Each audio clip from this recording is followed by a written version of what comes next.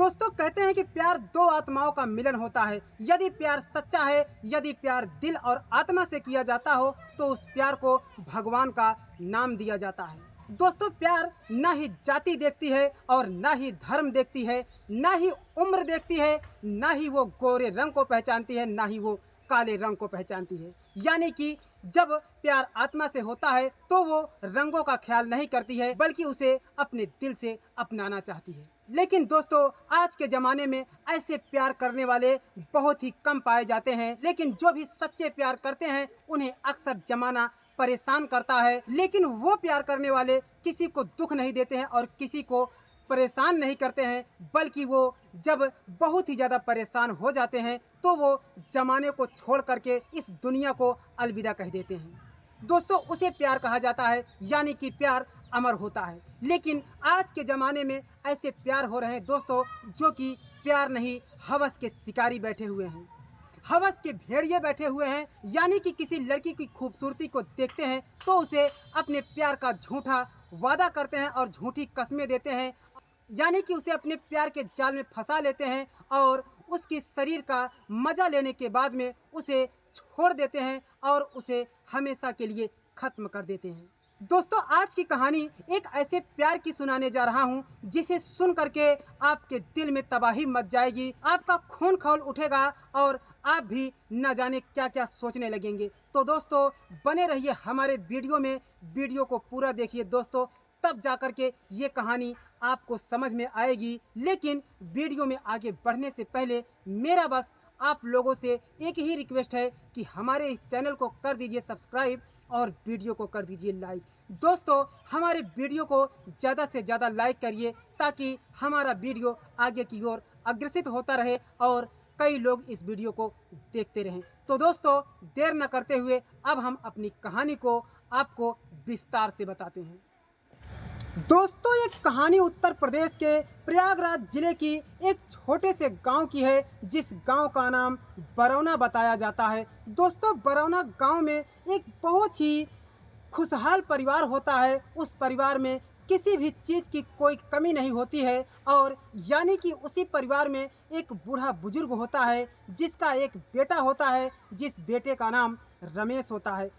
दोस्तों उसी बूढ़े बुजुर्ग की एक पोती होती है जिसका नाम शांति होता है, यानी कि शांति रमेश की बेटी होती है। दोस्तों शांति बचपन से ही पढ़ने लिखने में सबसे टॉप की होती है और कॉलेज के दिनों में कोई भी लड़कियां उसका पीछा नहीं कर पाती हैं। दोस्तों जब शांति कॉलेज से आती है तो ये बातें जब अपने घर पे बताती है तो उसके पिता रमेश और उसकी माँ बहुत ही खुश हो जाती हैं और चारों तरफ खुशियाँ ही खुशियाँ नज़र आती रहती हैं। लेकिन सबसे ज़्यादा खुशी उसके दादाजी को होती है कि हमारी पोती बहुत ही अच्छे और बहुत ही मेहनत लगन से पढ़ाई कर रही है, ये आगे चल करके हमारे ख़ानदान का नाम रोशन करेगी। दोस्तों किसी भी बच्चे को बाप से ज़्यादा खुशी उसके दादाजी को होती है, क्योंकि दादा अपने पोते और अपनी पोतियों से बहुत ही ज़्यादा प्यार करते हैं। दोस्तों ऐसे ही परिवार खुशियों में चलता रहता है। रमेश मेहनत मजदूरी करके अपनी बेटी शांति को पढ़ाता रहता है। एक दिन की बात है, रमेश और उसकी धर्मपत्नी यानी कि शांति के पिता और शांति की माँ, रमेश और रमेश की धर्मपत्नी घर से कहीं जा रहे होते हैं और रोड पर अचानक एक बहुत ही बड़ा हादसा होता है, यानी कि ट्रक से रमेश का एक्सीडेंट हो जाता है और रमेश वहीं पर छटपटा रहा होता है और रमेश की धर्मपत्नी यानी कि शांति की माँ भी बहुत ही ज़्यादा गहरी चोट लग जाती है। दोनों तड़प रहे होते हैं। जब यह सुनते हैं तो रमेश के पिताजी यानी कि शांति के दादाजी दौड़ते हुए जाते हैं और पहुंच जाते हैं उस स्थान पर जहां पर उसका बेटा रमेश एक्सीडेंट से घायल हो चुका था। रमेश से जब पूछते हैं उसके पिता यानी कि शांति के दादाजी जब रमेश से पूछते हैं कि रमेश बेटा ये सब कैसे हो गया, तुम चिंता मत करो, मैं तुम्हें अच्छे अस्पताल में ले जाऊंगा और तुम्हारी अच्छे से इलाज कराऊंगा, तुम बहुत ही जल्द ठीक हो जाओगे। लेकिन रमेश कहता है कि नहीं पिताजी, अब बहुत देर हो चुकी है, मैं अब इस धरती पर नहीं रहूँगा, इस रंगमंच धरती को नहीं देख पाऊँगा और मैं अब दुनिया को छोड़कर चला जाऊँगा। उसके बाद में यही बातें उसकी धर्मपत्नी यानी कि शांति की माँ भी कहती है। तो रमेश के पिताजी यानी शांति के दादाजी बहुत ही ज़्यादा रो रहे होते हैं और रमेश अपने पिताजी से कहता है कि देखिए पिताजी, आप रोइए मत, आपसे मेरा एक ही रिक्वेस्ट है, एक गुजारिश है कि मेरी ये जो बेटी शांति है अब आपके हाथों में सौंप के जा रहा हूँ। ये जितना पढ़ाई करेगी, जैसे भी करेगी, इसे दम तक पढ़ाइएगा और हमारी बेटी जो करना चाहे इसे कराइएगा। और कम से कम हम तो नहीं देख पाएंगे, लेकिन ज़माना याद करेगा कि रमेश की बेटी ने बहुत ही अच्छा काम किया और आज क्या से क्या हो गई। दोस्तों, उसके बाद में उसके पिताजी यानी शांति के दादाजी कहते हैं कि बेटा रमेश, ये सब कैसी बातें कर रहे हो?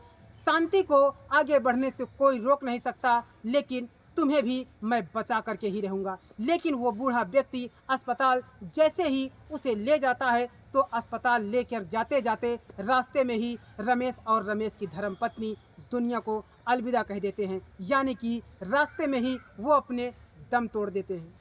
दोस्तों, उसके बाद में घर में सन्नाटा छा जाता है और वो बूढ़ा व्यक्ति बहुत ही ज़्यादा अकेला हो जाता है और रोज़ वो रोने के सिवाय उसे कुछ सूझता नहीं है। लेकिन उसके बेटे की ये बात उसके मन में खटकती रहती है कि मैं अपनी पोती शांति को पढ़ाऊँ तो पढ़ाऊँ कैसे।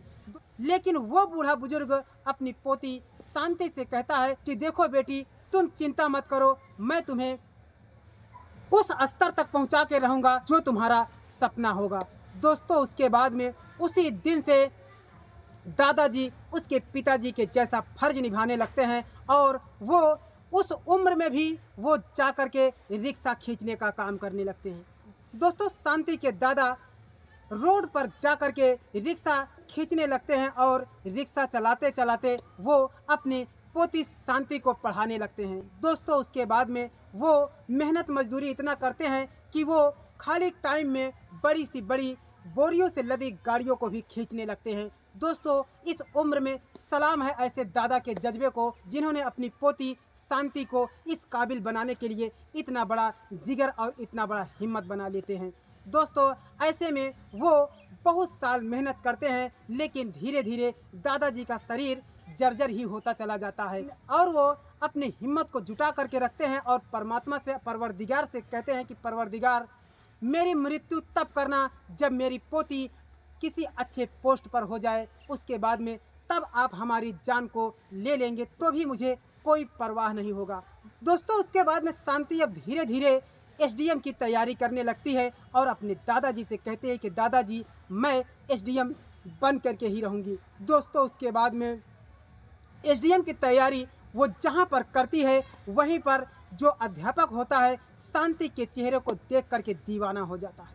शांति से कहता है कि शांति, तुम्हें एसडीएम बनने से कोई रोक नहीं सकता है और वो शांति को अपने प्यार की जाल में फंसाने की फिराक में हो जाता है। उसे झूठे कस्में देता है, झूठे वादे करता है और उसे कहता है कि तुम दुनिया की सबसे महान बनोगी, जहां तुमसे मिलने के लिए लोग तरसेंगे। दोस्तों, उसके बाद में अब फीस इतना ज़्यादा लगने लगा होता है कि शांति घबराने लगती है और अपने दादाजी से कहती है कि दादाजी, अब तक तो ठीक था, जैसे तैसे हमारी पढ़ाई चल रही थी, लेकिन अब हमसे बताया नहीं जाता है, हमारी पढ़ाई में बहुत ही पैसे लग रहे हैं। लेकिन शांति के दादाजी कहते हैं कि देखो पोती, तुम चिंता मत करो, मैं चाहे जैसे करूँगा, चाहे जहाँ से पैसे लाऊंगा, लेकिन अपने बेटे का वादा पूरा कर रहा हूँ और तुम्हें इस स्तर तक पहुँचा करके ही छोड़ूंगा। दोस्तों, उसके बाद में बस क्या था कि शांति एक दिन एसडीएम का जो तैयारी कर रही होती है, जहाँ पर वो पढ़ाई कर रही होती है, वहीं पर जाती है। उसके बाद में वो अध्यापक कहता है कि देखो शांति, तुम्हारी फीस काफ़ी समय से रुकी हुई है, यदि तुम फीस नहीं पूरा करोगी तो तुम एसडीएम कैसे बनोगी। दोस्तों, उसके बाद में बस क्या था कि वो कहती है कि मुझे 2-3 महीने का वक्त और दे दीजिए, क्योंकि हमारे दादाजी पैसे का इंतज़ाम कर रहे हैं। जैसे ही पैसे का इंतज़ाम हो जाएगा, मैं आपको सही समय पर पैसे दे दूंगी। दोस्तों, उसके बाद में वो अध्यापक एक दिन शांति से अकेले में बात करता है कि देखो, यदि तुम हमारी बात मानो तो तुम्हें पैसे देने की भी ज़रूरत नहीं पड़ेगी। शांति थोड़ी देर के लिए घबरा जाती है और जैसे ही वो अध्यापक कहता है कि तुम एक होनहार पढ़ने लिखने वाली लड़की हो, तुम्हें कौन एसडीएम बनने से रोक सकता है, यदि मेरी बात को मानो तो मैं तुम्हें उस स्तर तक बगैर पैसे और बगैर फीस के पहुंचा दूंगा। दोस्तों, शांति कहती है कि सर बताइए क्या बात है। वो कहता है कि मेरी बातों को बुरा मत मानना, क्योंकि मैं तुमसे प्यार करता हूँ। उसके बाद में शांति कहती है कि सर ये कैसी बात करते हो।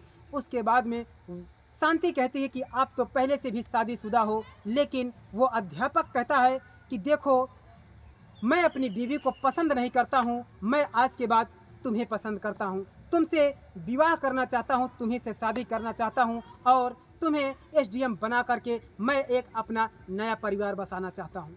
दोस्तों, उसके बाद में शांति सोच में पड़ जाती है और वो अपने दादाजी की तरफ सोचने लगती है कि मेरे दादाजी के शरीर में उतनी ज़्यादा ताकत नहीं है, कैसे हमें एसडीएम बनाएंगे।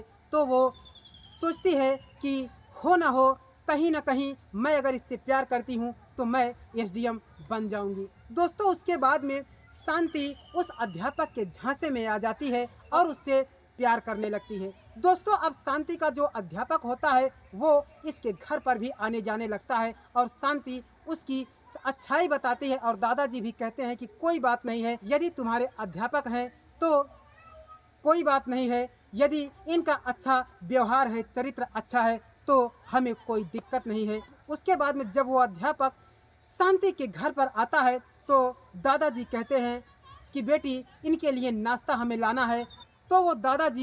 तो शांति के दादाजी जाते हैं मार्केट में वहाँ से नाश्ता लाने के लिए। लेकिन दोस्तों, जब तक दादा बाजार में जाते हैं तब तक शांति उस अध्यापक के साथ में रंगरलिया मना रही होती है।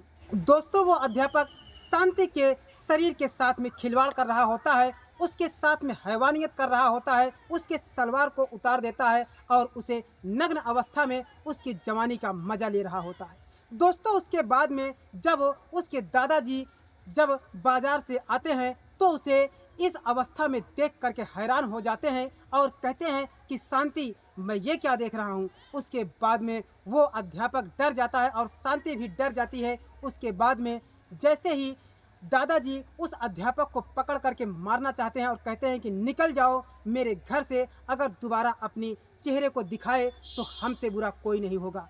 दोस्तों, उसके बाद में ये सब सोच करके वो लोग डर जाते हैं। वो दादाजी कहते हैं उस अध्यापक से कि मैं तेरी शिकायत थाने में जा कर के करूँगा और मैं तुम्हें इसका सज़ा ज़रूर दिलाऊंगा। दोस्तों, उसके बाद में शांति भी डर जाती है और अध्यापक शांति को इशारे करता है और कहता है कि शांति, इसे पीछे से ऐसा गहरा वार करो कि जिससे ये बेहोश हो जाए और इसे हम लोग जान से मार देंगे।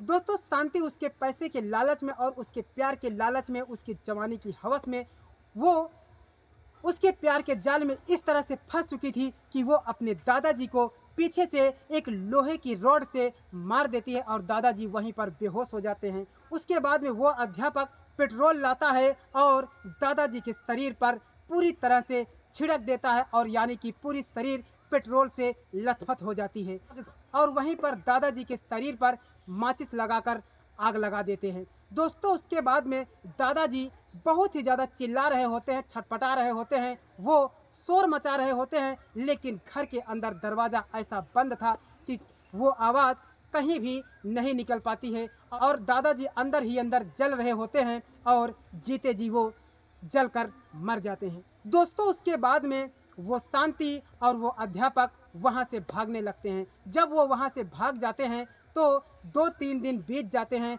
उसके बाद में दादाजी की जब लाश बदबू मारने लगती है तो पास पड़ोस के लोग कहते हैं कि ये बदबू कहाँ से आ रही है। उसके बाद में जब उसके घर का दरवाज़ा तोड़ करके अंदर जाते हैं तो उस बूढ़े व्यक्ति की शरीर को देख करके सब लोग दंग हो जाते हैं और उस शांति को खोजने लगते हैं। दोस्तों, गांव वाले जा कर के नज़दीकी थाना में रिपोर्ट करते हैं और जब पुलिस के हाथ में कुछ नहीं लगता तो गांव वाले सीआईडी पुलिस को इन्फॉर्म कर देते हैं। दोस्तों, उसके बाद में सीआईडी पुलिस उस अध्यापक और उस शांति को जैसे तैसे करके वो अपने जाल में पकड़ ही लेते हैं और उसके बाद में उन दोनों को हमेशा हमेशा के लिए बंद कर देते हैं। दोस्तों, दोनों को जेल में चक्की पिसवाया जाता है और शांति को इतनी मार मारते हैं और उस अध्यापक के कपड़े उतारकर उसे नंगा करके मारा जाता है। दोस्तों, धिक्कार है ऐसे अध्यापक को कहते हैं कि गुरु भगवान से भी बड़ा होता है, यानी कि वो भगवान को भी शिक्षा देने वाला गुरु ही होता है। लेकिन यहाँ एक अध्यापक अपनी ही छात्रा के साथ में ऐसा व्यवहार, ऐसा सलूक करता है कि उसकी छात्रा भी उसके प्यार के नशे में इतना ज़्यादा पागल हो चुकी थी कि वो अपने दादाजी को इस दुनिया से ख़त्म कर देती है। दादाजी उसे इतना प्यार करते थे कि वो अपने बेटे का किया हुआ वादा निभा रहे होते हैं, लेकिन यहाँ वो शांति अपने दादाजी को दुनिया से जिंदा जला देती है। दोस्तों, इसे तो जान से मार देना चाहिए और उस अध्यापक को हमेशा हमेशा के लिए ख़त्म कर देना चाहिए था, लेकिन कानून उसे हमेशा हमेशा के लिए उम्र कैद की सज़ा दे देता है। तो दोस्तों, इसे कहते हैं प्यार की हवस, यानी कि ये प्यार नहीं बल्कि वो जो अध्यापक होता है वो शांति को अपने प्यार के जाल में फंसाया था, उसके शरीर से खिलवाड़ किया था, ना ही उसे एसडीएम बनाता और ना ही उसे किसी पोस्ट पर पहुंचाता, बल्कि उसकी जवानी का मज़ा लेने के लिए उसे अपने प्यार के जाल में फंसाया था। दोस्तों, बेचारे दादाजी को क्या पता कि मैं अपने घर में एक पोती नहीं बल्कि एक नागिन पाल रहा हूँ, जो नागिन बड़ी होकर के हमें को ही डसेगी और हमें ही इस दुनिया से मिटा देगी।